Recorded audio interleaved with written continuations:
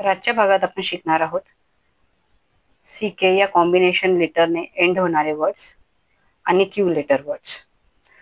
सर्वात प्रथम आपण बघूया CK. तर जेव्हा C आणि K हे एकत्र असतात तेव्हा ह्या दोघांचा वेगळा साऊंड न होता एकत्र होतो, तो म्हणजे क. तर CK चा साऊंड होईल क. तर आता आपण काही वर्ड्सची प्रॅक्टिस बघून घेऊया. तर CK चा साऊंड होईल क क. तर PACK हे PA झालं पॅ आणि CK म्हणजेच क. Pack pack pack. RACK रॅ आणि हे CK म्हणजेच क. रॅक.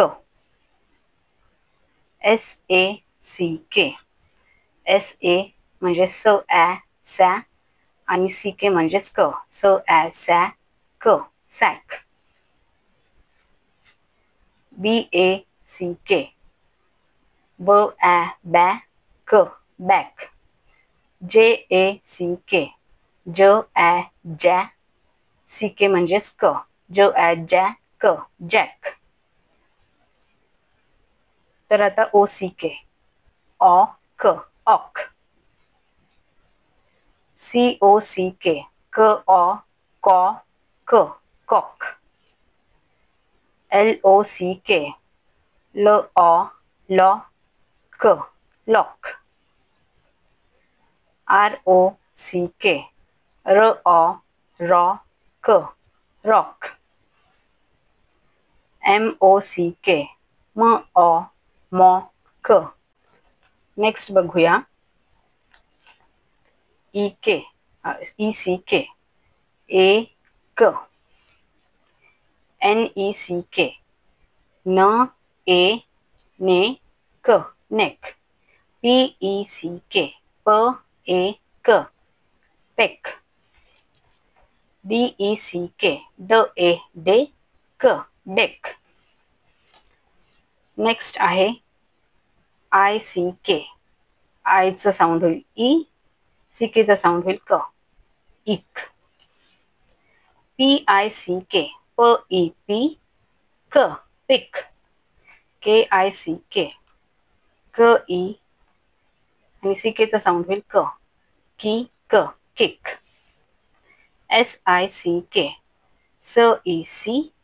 CK म्हणजेच क. सिक. LICK L चा साऊंड होईल ल, आय चा साऊंड होईल ई. ली आणि CK म्हणजेच क. लिक. नेक्स्ट आहे Q लेटर वर्ड्स. तर इंग्लिशमध्ये क्यू लेटरचे काही रूल्स आहेत.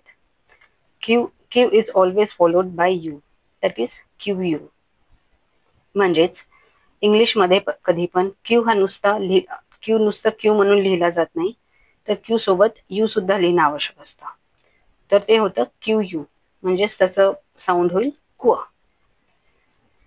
तर आता आपण काही वर्ड्सची प्रॅक्टिस करून घेणार आहोत. QUICK QU झालं क्व, हे झालं ई. क्वी आणि CK म्हणजे क.